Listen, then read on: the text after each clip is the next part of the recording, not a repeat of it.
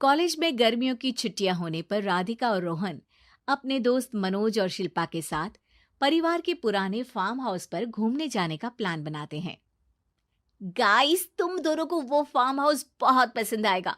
बचपन से ही वो मेरी और रोहन की सबसे पसंदीदा जगह रही है। पर मैंने तो इतने सालों में तुम्हारे मुंह से कभी फार्म हाउस का नाम तक नहीं सुना। बचपन में फार्म हाउस जाते थे, लेकिन फिर अचानक सबने वहां जाना बंद कर दिया और वजह कभी किसी ने बताई नहीं। पर अब हम चारों मिलकर वहां धमाल करेंगे। इसी तरह बातें करते कुछ घंटों का सफर तय कर चारों शहर से दूर ऊंची पहाड़ी पर बने राधिका और रोहन के फैमिली फार्म हाउस पर पहुंच जाते हैं। वाह यार, ये तो बड़ा ही सुंदर है। पूरा घूमोगे तो और अच्छा लगेगा, लेकिन उससे पहले सब फ्रेशन अप हो जाओ, फिर साइट सीइंग के लिए जाएंगे।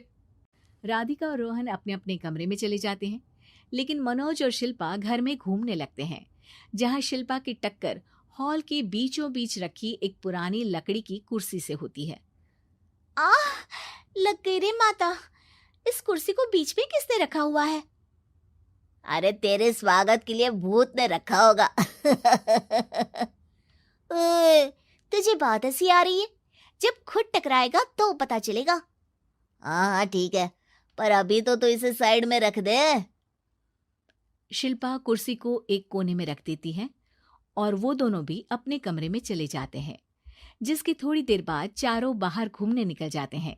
इसी तरह रात हो जाती है। फार्म हाउस में वापस आकर वे लोग सीधा सोने चले जाते हैं। आधी रात को मनोज की नींद खुलती है। बड़ी तेज प्यास लगी है, पानी साथ लेकर सोना चाहिए था। हाँ, अब रसोई तक जाना पड़ेगा। मनोज आंखें मलते हुए कमरे से हॉल में आता है और अचानक रास्ते में रखी कुर्सी से टकराकर जमीन पर गिर जाता है। अरे मर गया रे दादा। शिल्पा सही बोल रही थी, बड़ी तेज लगती है ये कुर्सी तो, पर इसे दोबारा बीच में किसने रखा?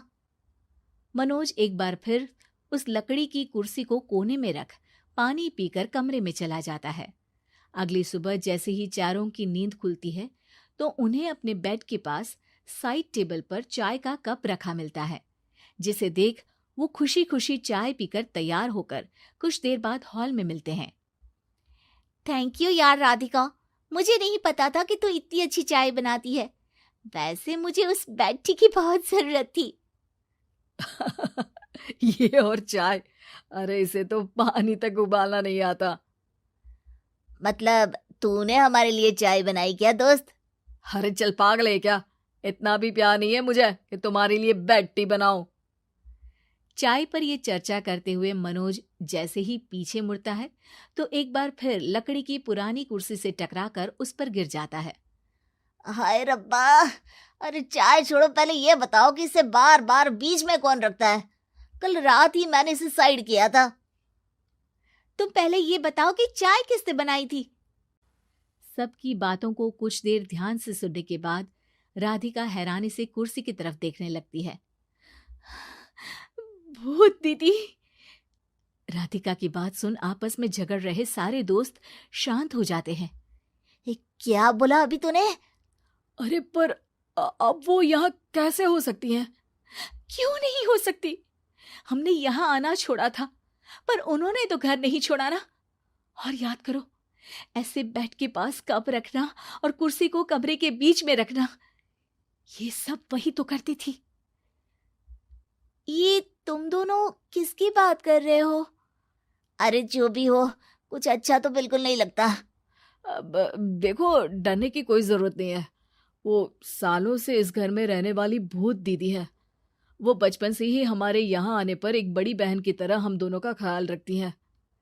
ओए, पगला गया है क्या? शिल्पा, मुझे यहाँ नहीं रहना, तू भी मेरे साथ ही चल। ये दोनों तो पागल हो गए हैं। जहां मनोज डर से वापस जाने की बात कर रहा होता है, वहीं शिल्पा अपने फोन में बिजी होती है। क्या तुम्हें यहाँ की सिचुएशन समझ में नहीं आ रही जो फोन में लगी हो? जिसे जो करना है करो, मैं तो जा रहा हूँ। मनोज हड़बड़ाहट में अपने कमरे की तरफ जाता है, जिसके साथ राधिका और मोहन भी उसे रोकने के लिए पीछे पीछे जाते हैं, लेकिन शिल्पा वो तो अभी भी फोन में लगी रहती है। कुछ देर बाद जब वो तीनों दोबारा हॉल में वापस आते हैं तो शिल्पा को सबके पैक्ड बैग्स के साथ देखकर हैरान रह जाते हैं। ये सब क्या है शिल्पा?